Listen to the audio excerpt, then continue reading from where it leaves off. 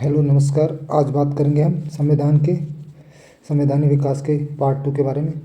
जो 1935 का government of India act आया था, इसको मिनी कॉन्स्टिट्यूशन कहते हैं। क्या कहते हैं इसको? Mini constitution. मिनी कॉन्स्टिट्यूशन क्यों कहते हैं? क्योंकि जो इसकी जो अधिकतर जो आर्टिकल है वो हमने संविधान में यूज किए हैं। इसका जो प्रभाव है वो सर्वाधिक संविधान में देखने को मिलता है। संविधान पर सर्वाधिक प्रभाव। इस एक्ट से क्या हुआ था? इस एक्ट से जो प्रांत में द्वैध शासन था उसको समाप्त कर दिया गया था। प्रांत द्वैध शासन समाप्त।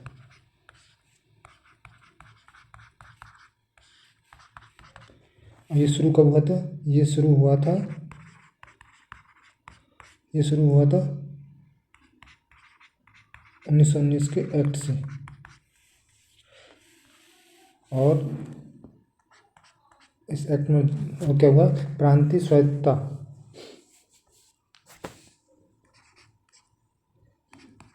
प्रांतीय स्वायत्तता।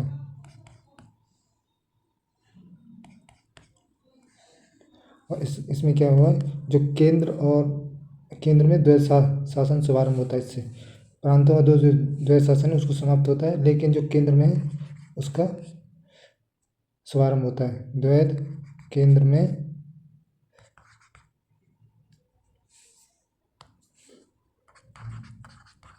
द्वैध शासन प्रारंभ। इसमें क्या होता है? जो अवशिष्ट शक्तियाँ थी वो केंद्र के पास थी। इस आर्टिकल के द्वारा, इस एक्ट के द्वारा जो अवशिष्ट शक्तियाँ थी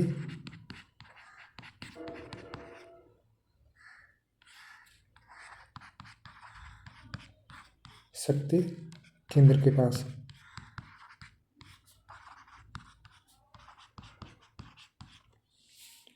और ये जो एक्ट था ये प्रस्तावना विहीन था। प्रस्तावना विहीन एक्ट। इसमें जो अखिल भारतीय महासंघ है उसके निर्माण का जिक्र होता है, पर इसमें निर्माण नहीं हो पाता है। क्या होता है? अखिल भारतीय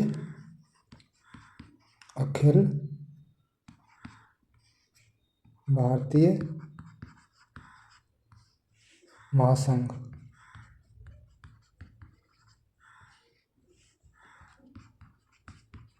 निर्माण का जिक्र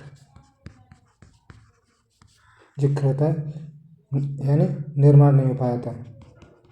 निर्माण नहीं हो पाया। और क्या होता है? इससे जो है फेडरल कोर्ट की स्थापना होती है, जिसके जो चीफ जस्टिस थे वो थे मॉरिस गेवर। और इसमें 2 भारतीय भी थे, जैकब और सुल्तान। क्या होता है? फेडरल कोर्ट की स्थापना।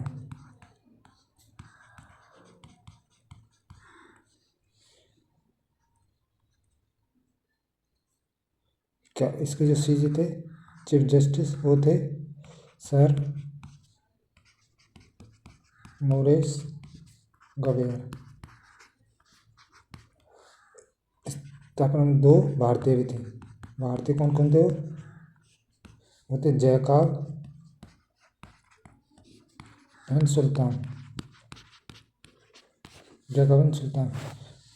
एक होता है आरबीआई की स्थापना। आरबीआई की स्थापना है वो 1934 के एक्ट से होती है। उसके लिए एक्ट आता है और 1 अप्रैल 1935 को इसकी स्थापना हो जाती है। यंग हिल्टन आयोग के द्वारा इसकी सिफारिश की जाती है। और इसके जो फर्स्ट गवर्नर होते हैं वो होते हैं ऑसबॉर्न स्मिथ। आरबीआई स्थापना किस एक्ट से होती है? वो होती है 1934 के एक्ट से। लेकिन इसकी जो स्थापना है जो वो होती है अप्रैल 1935 को इसकी स्थापना होती है। और इसकी जो स्थापना करने में कौन सा आयोग की सिफारिश की थी? यंग हिल्टन आयोग। यंग हिल्टन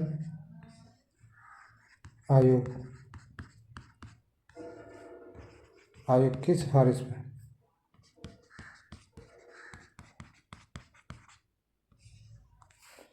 और इसके जो फर्स्ट गवर्नर थे वो थे सर ओस्बोर्न स्मिथ।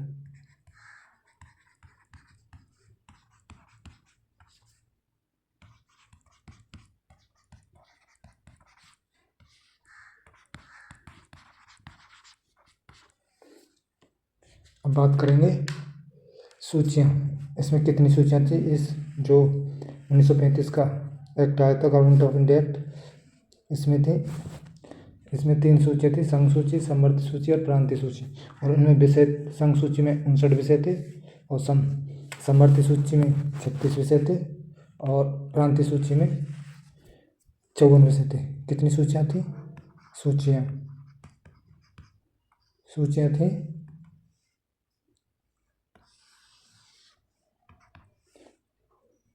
संघ सूची,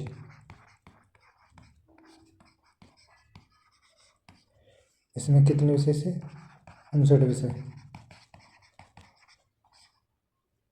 ये राष्ट्रीय महत्व के लिए थे, राष्ट्रीय महत्व। और ये थी समवर्ती सूची,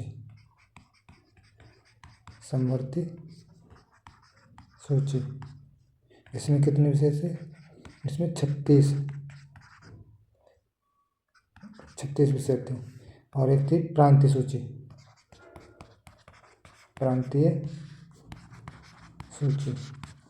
इसमें 54 विषय थे जो स्थानीय महत्व के लिए थे, स्थानीय महत्व।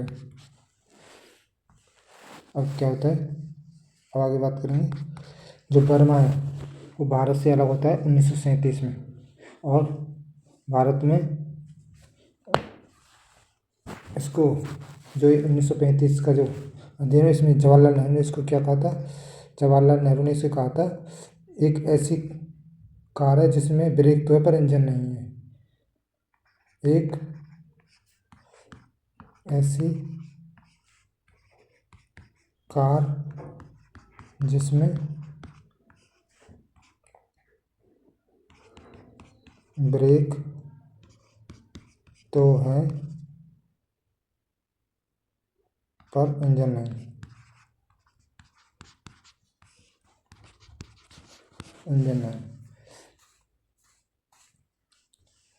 अब बात करेंगे क्रिप्स मिशन की।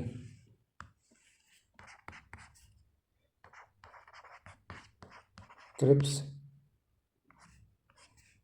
मिशन 1942।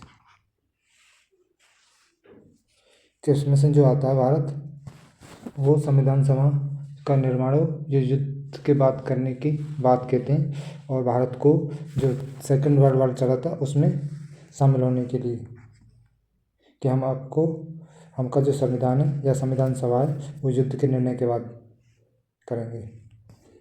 संविधान सभा का निर्माण युद्ध के बाद। इसमें वायसराय कौन थे? वायसराय थे लेन लिथगो।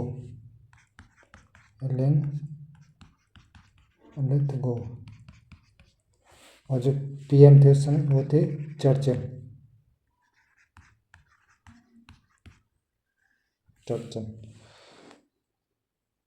गांधी जी ने इसको क्या कहा था? गांधी जी ने इसको पोस्ट डेटेड चेक कहा था। यानी दिवालिया बैंक के नाम भविष्य की तिथि में भुनने वाला चेक। जो ये उसके बाद बात कही थी ना, जो संविधान के बाद आपके युद्ध के बाद आप संविधान सभा का निर्माण करेंगे, उसको लेकर गांधी जी ने स्टेटमेंट दिया था। महात्मा गांधी क्या कहता है इसको? Post dated cheque.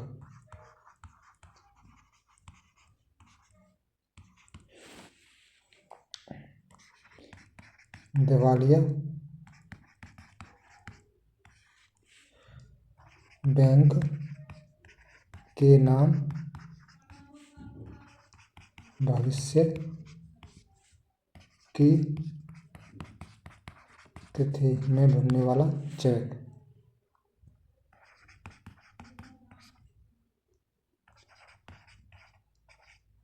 इसी के बाद 9 अगस्त 1942 में भारत छोड़ो आंदोलन शुरू हो जाता है। 9 अगस्त 1942 को क्या होता है? भारत छोड़ो आंदोलन शुरू हो जाता है। भारत छोड़ो आंदोलन।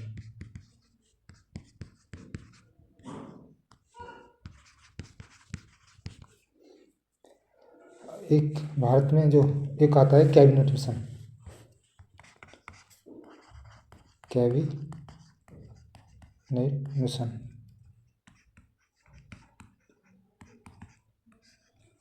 संविधान सभा के लिए आता है। उसके लिए उस समय जो पीएम थे इंग्लैंड में, वो थे एटली। और एक किस पार्टी थे? ये थे लेबर पार्टी से। Labour party. और ये कब की बात है? ये आता है 1946 मार्च के महीने में। जो कैबिनेट मिशन आता है मार्च में आता है, और इसमें 3 सदस्य थे। 3 सदस्य।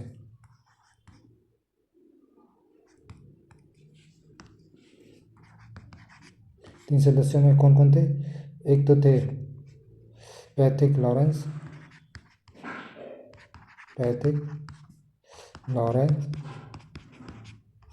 ये इस मिशन आए थे, इसके अध्यक्ष थे। दूसरे थे अलेक्जेंडर।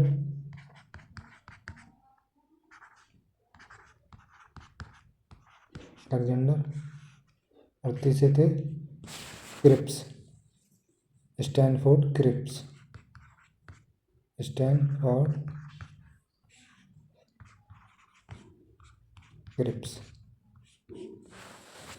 इन्होंने क्या किया था? जो एक सीट पर 10 लाख की जो जनसंख्या है, उसके आधार पर एक सीट को निर्धारित किया था। उस समय भारत में जो जनसंख्या थी वो लगभग 38.9 करोड़ के अप्रोक्स थी। तो उसी के आधार पर 389 सीटें आरक्षित की गई थी, जिनमें से 296 थी अप्रत्यक्ष निर्वाचन होना था, जिन पर 296 सीटों पर, और 93 सीटों पर मनोनीत होनी थी। जो देशी रियासत थी उनमें राजा द्वारा उनका मनोनीत होना था। कितनी सीट थी? एक सीट पर कितनी थी? 10 लाख जनसंख्या।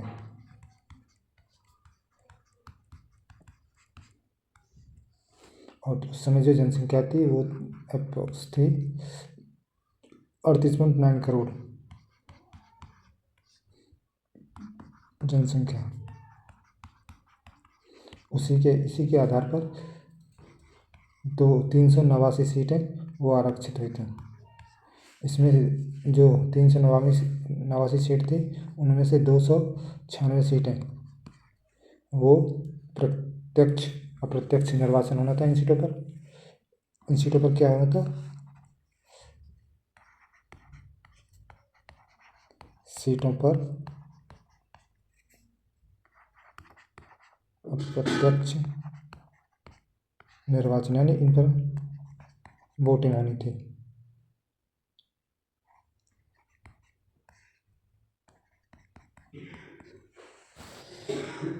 इनमें भी जो सीटें थी, उनमें थे जो 11 ब्रिटिश प्रांत थे, उनमें 292 सीट थी। 292 सीट थी। और 4 कमिश्नरी चीफ कमिश्नरी सीट के लिए निर्वाचन हुआ था। जो 292 थे इस किस में थे? 11 ब्रिटिश भारतीय प्रांत में, ब्रिटिश भारतीय जो प्रांत थे 11, उनमें 292 सीट थी और 4 सीट थी चीफ कमिश्नरी की, चीफ कमिश्नरी,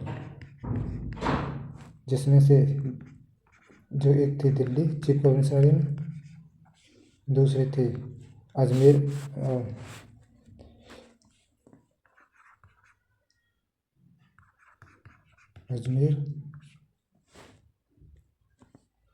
तीसरा था कुर्ग और चौथी सीट थी वो थी बलूचिस्तान की चीफ कमिश्नरी में।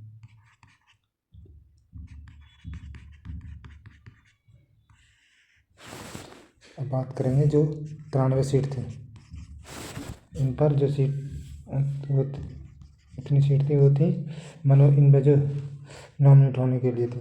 93 सीटों पर जो देशी रियासत थी उन्हें राजा द्वारा इनको इन पर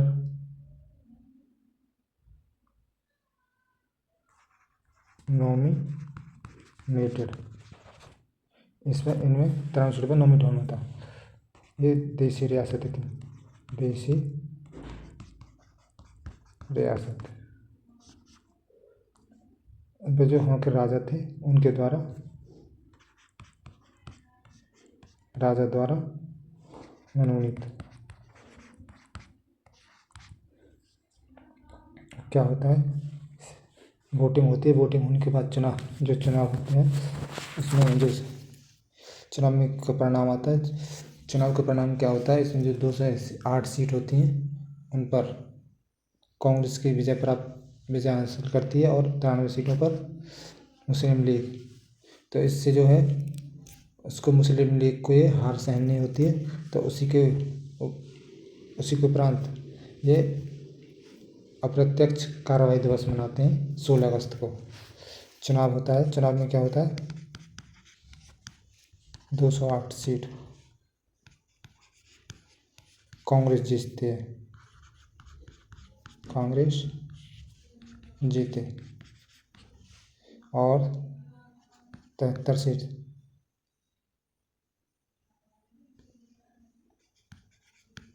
सीटों पर मुस्लिम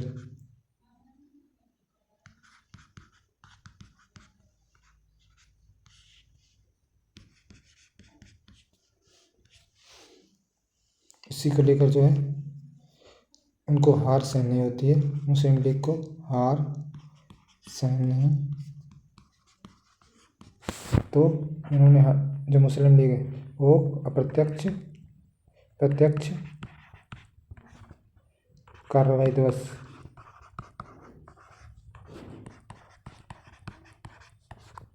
के रूप में